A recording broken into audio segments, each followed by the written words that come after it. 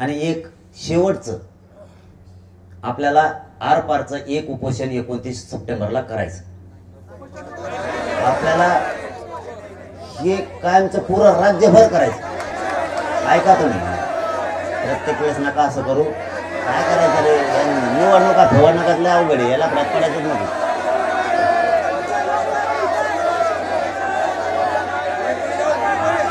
आपण पुरं राज्य बसू इथं, पुरं राज्य इथं बसू आपण। कारण काय हे जरा ठेप्याला येते, यांची मस्ती मगरुरी कमी होईल, समजून घ्या।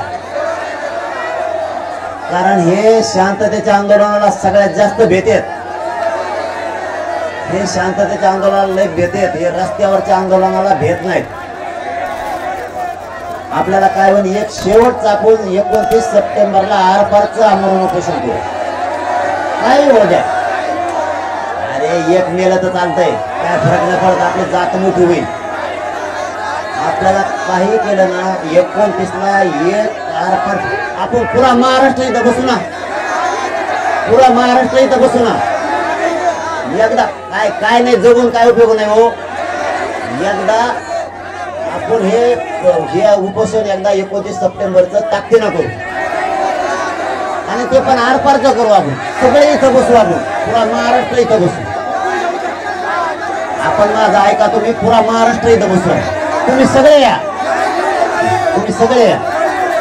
हे बघा, हे आंदोलनाला एवढं भेटेत, हे उपोषणाला लय भेटेत। तुम्ही माझं ऐका, तुम्ही शिकायला हट्ट नाही, मला काय मरा वाटतं का, पण याच्याशिवाय हे ठेकायला येत नाही।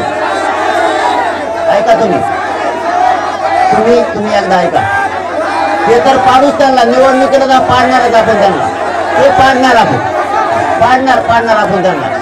फक्त माझी इच्छा आहे, हे सगळे भेटेत।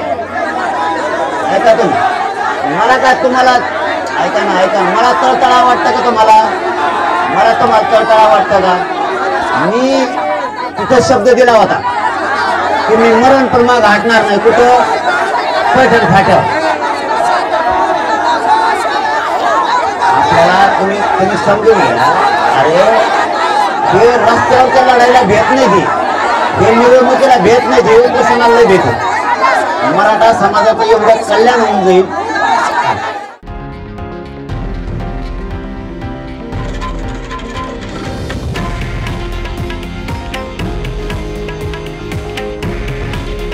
हे आहे देशातील नंबर 1 न्यूज नेटवर्क, आणि आपण पाहत आहात TV9 मराठी।